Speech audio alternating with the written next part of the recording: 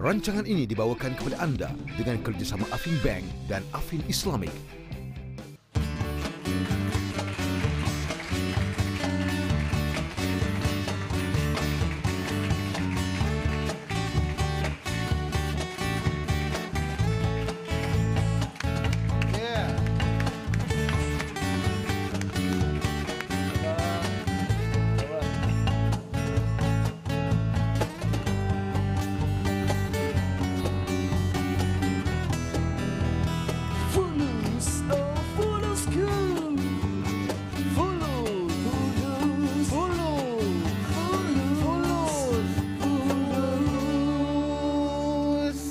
Assalamualaikum warahmatullahi taala wabarakatuh. Apa khabar semua?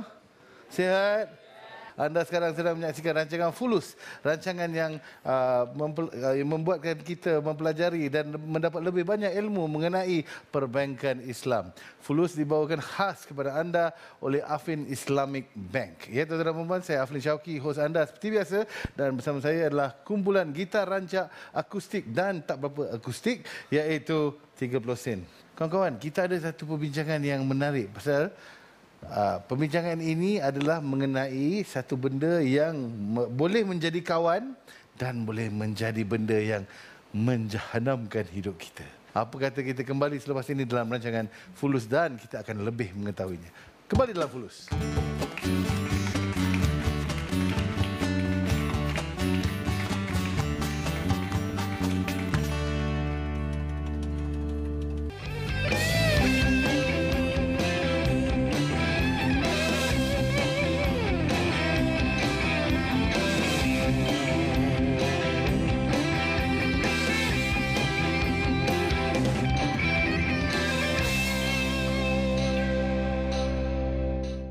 Inilah benda yang kita nak discusskan hari ini, iaitu kad kredit.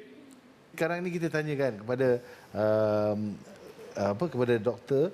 Ya, doktor adalah merupakan pakar yang sentiasa bersama kita untuk menerangkan tentang apakah dia yang betul dari segi perbankan Islam, dan beliau merupakan Dr. Ashraf Wajdi yang juga merupakan Yang di-Pertua Yadim serta penasihat syariah bagi Affin Islamic Bank. Tuan-tuan dan puan-puan, berikan tepukan untuk Dr. Ashraf.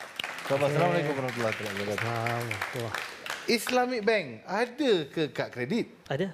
Perbankan Islam ni dia dinamik, dalam arti kata apa yang diperlukan oleh pelanggan dan apa yang diperlukan oleh masyarakat. Kalau salah guna, boleh dijadikan satu instrumen yang boleh membinasakan kita. Betul. Ataupun memanfaatkan. Kad kredit Islam ni macam mana rupanya? Macam mana pembiayaan dia? Pertama, kita kena faham apa tujuannya kad kredit perbankan Islam. Adalah kerana untuk menggantikan wang daripada kita membawa wang secara tunai. Baik. Yang terdedah kepada pelbagai isu-isu keselamatan. Baik. Jadi, dan bagi orang yang sentiasa travel, sentiasa pergi ke luar negara, melancong, faktor perniagaan dan sebagainya, dia tidak akan membawa duit yang banyak dalam poket. Betul. Jadi dia memerlukan satu kaedah yang boleh dia membayar secara kredit.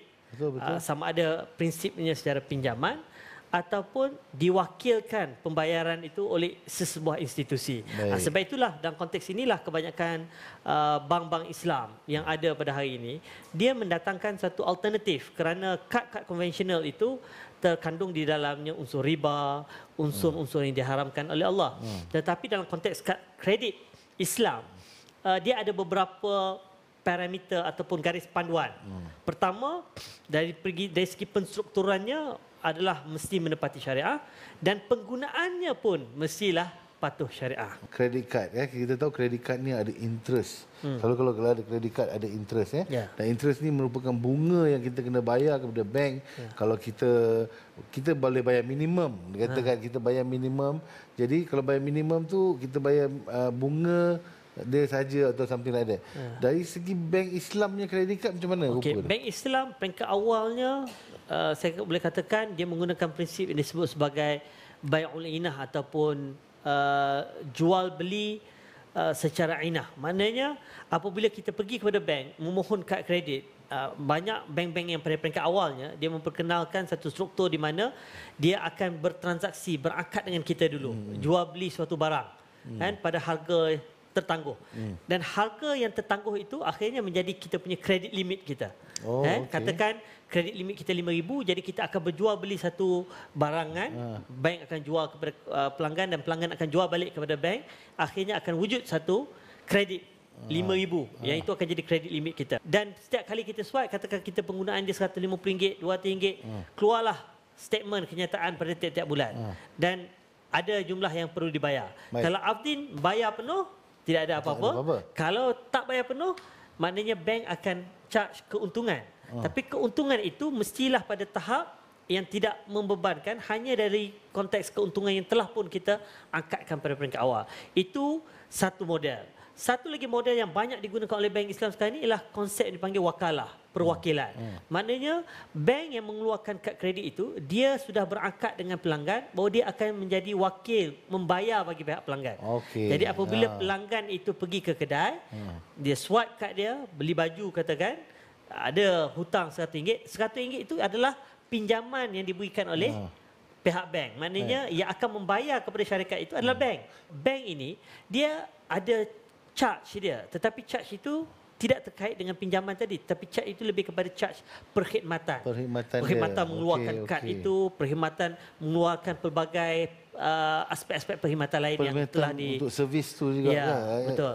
Tetapi membezakan kad kredit Islam dengan kad kredit konvensional, kad kredit Islam kalau tak bayar, dia tak boleh charge penalti yang dipanggil compounded, yang tinggi, compounding interest. Compounding interest itu tidak boleh.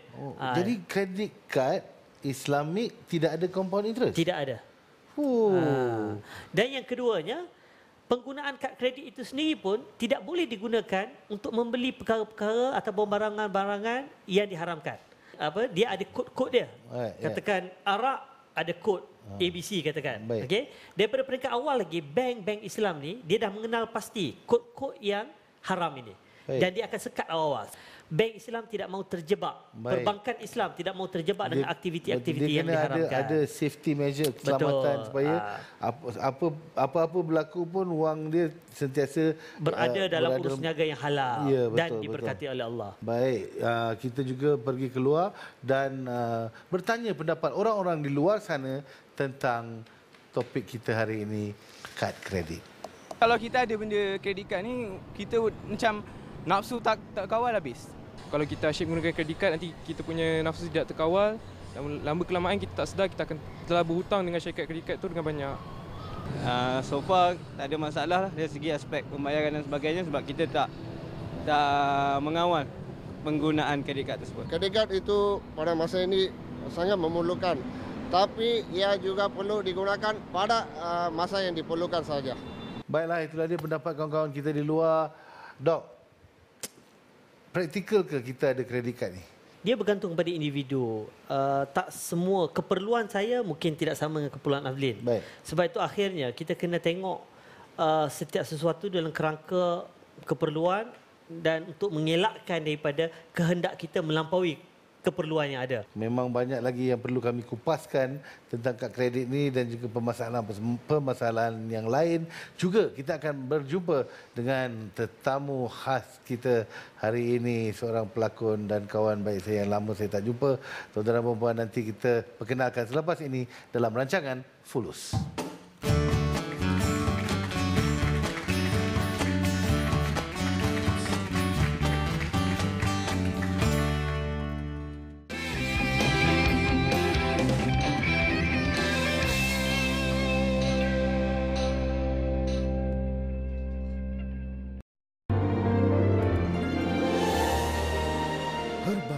Kehidupan, herba teras kesihatan. D-Miles, destinasi cuti-cuti satu Malaysia musim kedua, mengajak anda mengembara dan bercuti ke destinasi-destinasi menarik dalam negara. Bersama produk D-Miles, melegakan, meningkatkan stamina dan mengekalkan kecergasan sepanjang hari. Oh, D-Miles. Lakaran, lukisan, lontaran ilham. Ia rupa yang datang dari yang nyata. Kita ikuti dengan segala ketidaksempurnaan di sehelai kanvas. Ketidaksempurnaan itu menjadi indah, mencetus kisah. Hakikatnya kita yang nyata ini juga belum pernah sempurna keseluruhannya. Sesungguhnya manusia itu dalam kerugian kecuali orang yang beriman dan beramal soleh. Mereka pula berpesan-pesan dengan sabar. Daku turuti dengan rendah diri menerima seadanya ada. Memohon iman terus ada, memandu jalan seterusnya.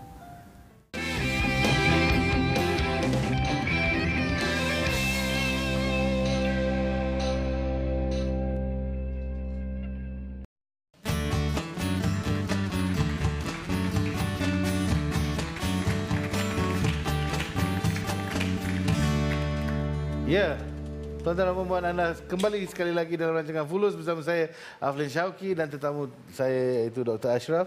Sekarang ni ada tetamu lagi satu, nanti sebelum saya perkenalkan dia lah, kita bagi suspense sikit lagi. Tuan-tuan dan puan, kad kredit ya. Kad kredit yang dahulunya menjadi kawan yang sangat-sangat aku sayang, sekarang ni tiba-tiba dah menjadi sesuatu yang kita takut kan, pasal tiba-tiba bank call lah apalah.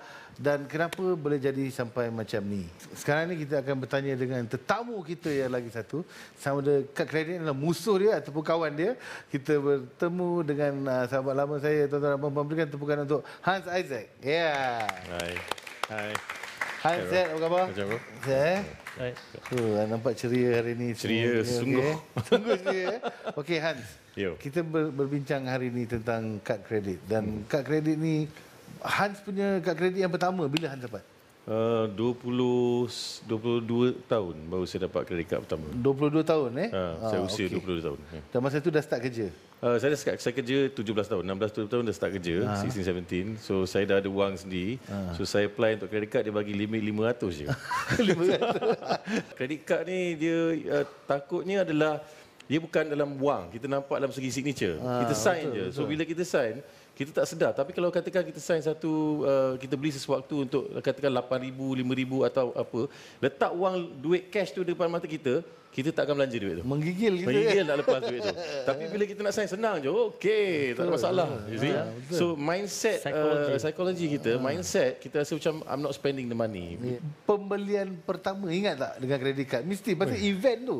Dalam kehidupan seseorang anak muda, apa yang digunakan pertama sekali?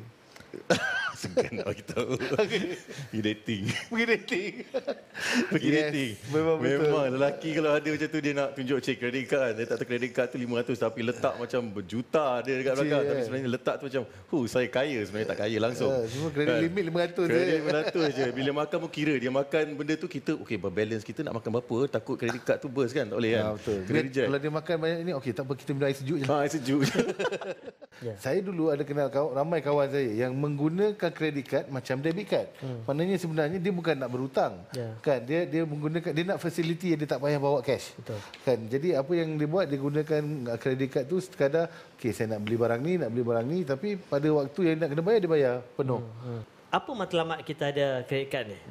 Seperti mana saya katakan pada awal tadi, kalau tujuan dia untuk kita faktor keselamatan, tak nak bawa cash banyak takut nanti orang rompak, kita nak memastikan adanya nilai keselesaan, kan, tak payah bawa duit yang banyak dalam poket kita, nak travel pun mudah, nak swipe dan sebagainya.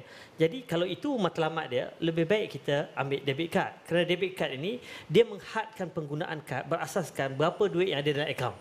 Jadi dia seperti mana tadilah, psychologically walaupun kita nak bayar sesuka hati kita nak beli barang apa pun, tetapi hakikatnya kita tahu bahawa kita hanya boleh menggunakan kad itu berasaskan duit yang kita ada.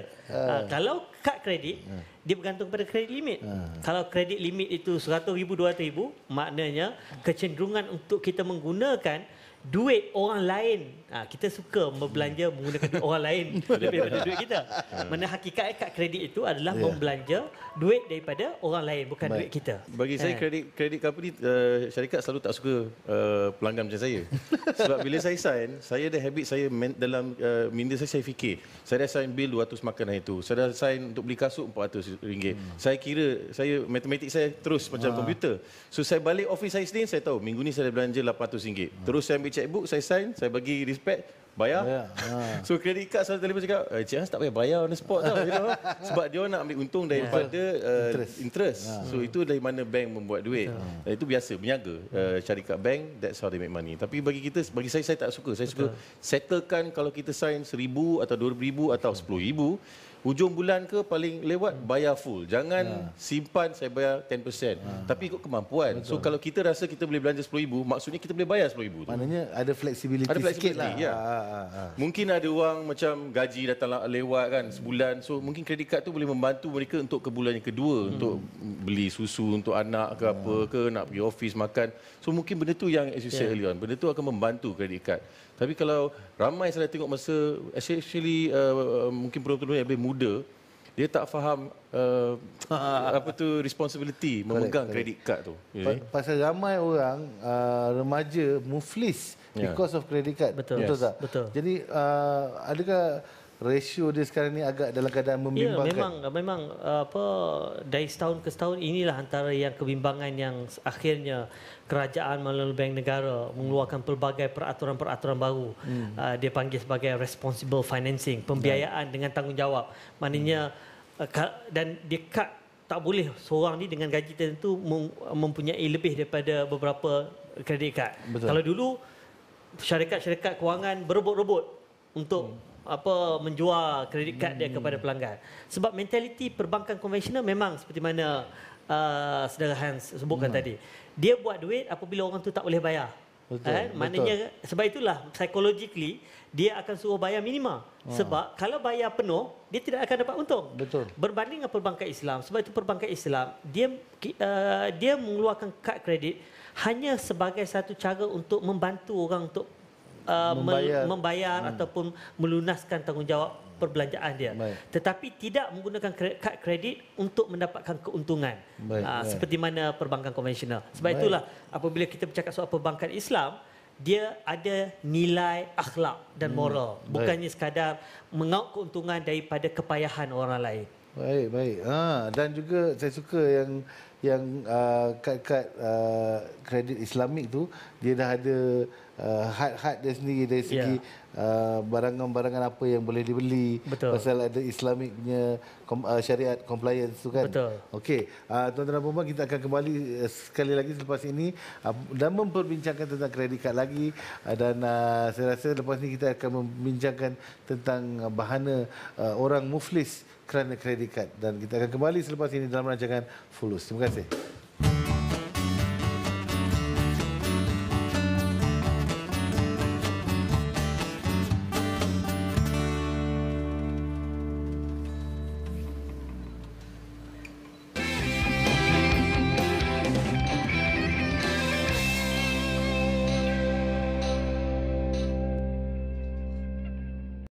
My name is Temple Grandin. I'm not like other people.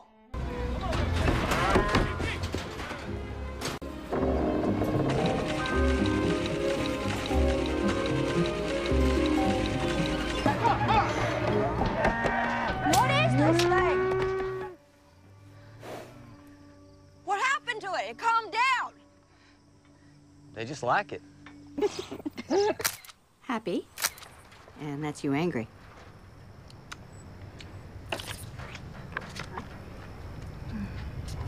Angry. Hey!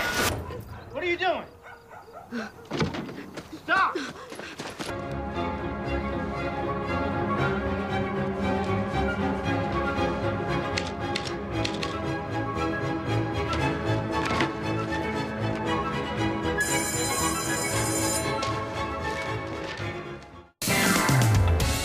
Kita berpendapat tumbuh-tumbuhan selalunya dijadikan hiasan semata-mata. Bagaimanakah tumbuh-tumbuhan di sekeliling kita membantu dalam meringankan penyakit dan digunakan untuk rawatan kecantikan?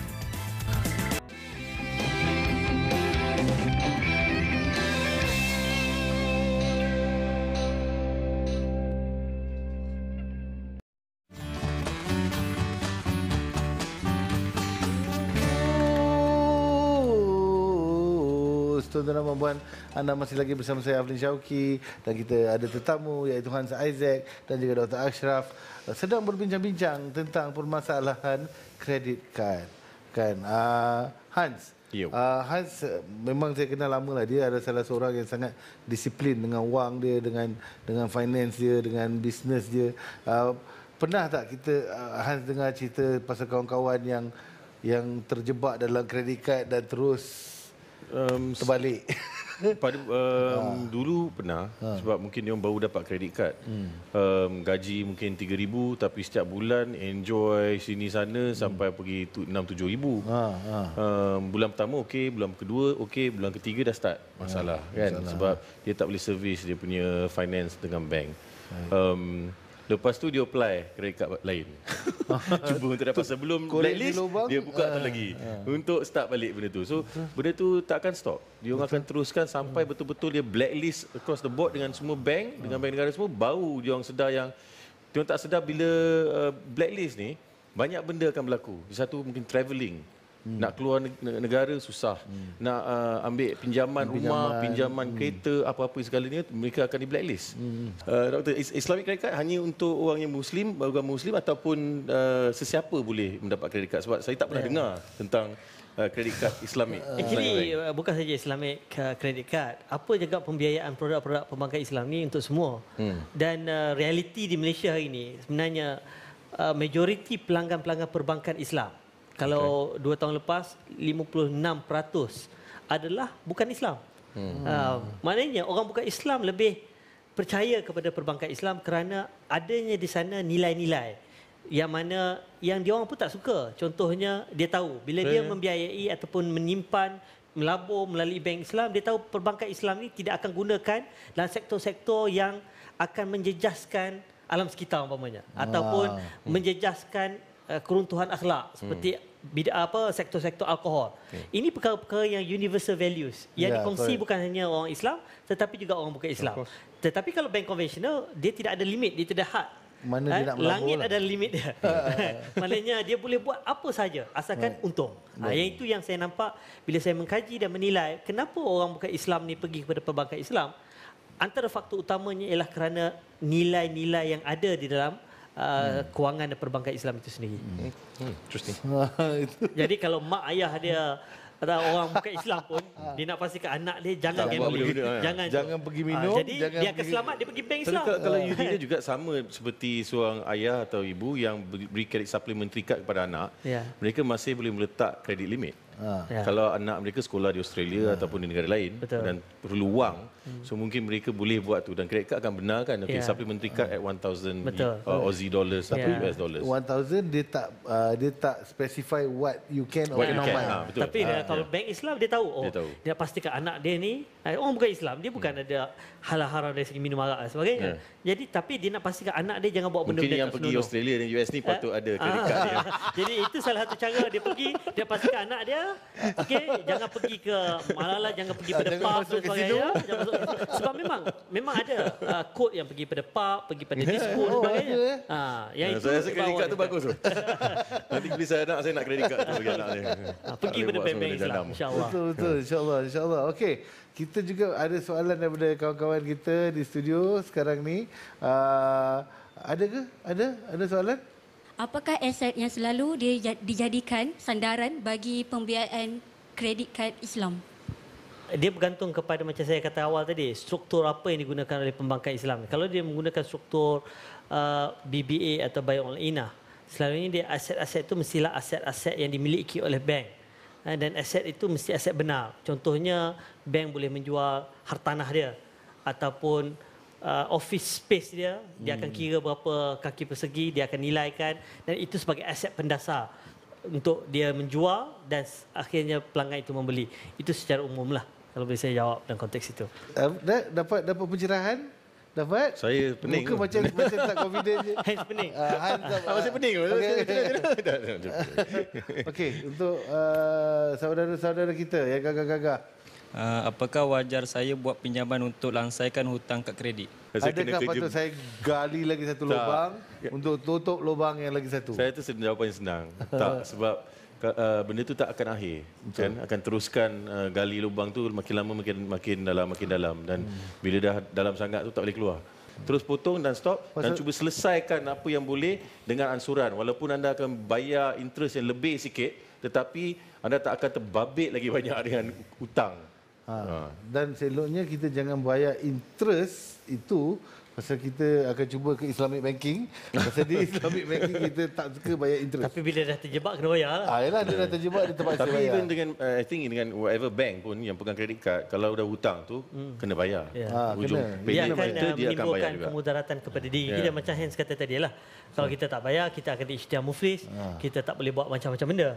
Dan dia akan memudaratkan kehidupan kita, menyusahkan hidup yang paling saya paling ketara paling senang yang nak cakap kita sukses atau tidak, kita tidak mengutang. Saya dalam hidup saya kata sekali 50 ke 55 saya nak tahu bila saya retire sebagai seorang apa, pelakon ke apa, pengarah apa, saya tahu saya tak mengutang bank, tak ada apa-apa. Itulah baru kita success of comfortability in life. Nilai Hans ini dah memang nilai dia seorang yang Islamik dah. Kerana dalam Islam pun dalam Quran disebut orang yang beriman ni alladzina idza anfaqu lam yusrifu wa lam yaqturu wa kana baina dzalika qawama, iaitu orang-orang apabila dia membelanjakan hartanya dia tidak boros dan dia tidak juga kedekut dan dia sentiasa mengimbangi antara keperluan dan juga kemampuan. Jadi saya rasa ini antara ciri-ciri yang baik untuk kita. Terima kasih. Masih ada pujian juga. Saya lama tak dapat pujian. Masih hantam saya je. Baiklah, okey. Itulah dia soalan-soalan anda semua. Saya rasa ini sudah terjawab. Saya rasa perbualan kita dan diskusi kita ni akan berpanjangan pasal tadi sebelum kita break tadi saya ada introduce tentang debit card. Kan debit card ni juga adalah satu perkara yang baru saja saya rasa beberapa tahun diperkenalkan, yang sekarang ni ramai orang dah senang nak membayar untuk barang-barang tanpa bawa cash kan, dan adakah implikasi lain terhadap penggunaan debit card ini di dalam perbankan Islam. Rasanya kita boleh bincangkan di dalam lagi satu episod, insya-Allah. Kita jumpa lagi tuan-tuan dan puan-puan. Terima kasih banyak kepada tetamu saya Hans Isaac dan Dr. Ashraf. Bukan untuk mereka.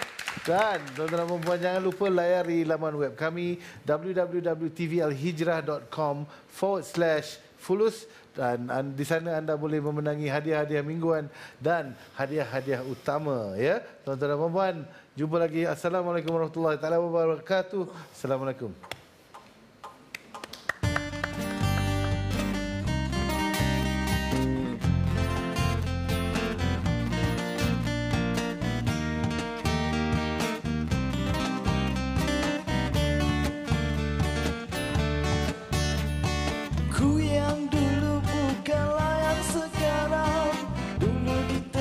Sekarang ku disayang, dulu ku menderita, sekarang aku bahagia.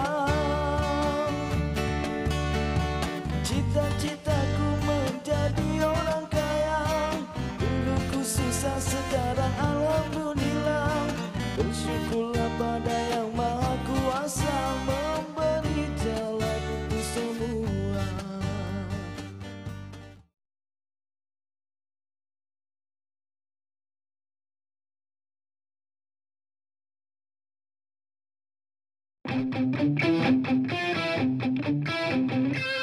Rancangan itu tadi dibawakan kepada anda dengan kerjasama Affin Bank dan Affin Islamic.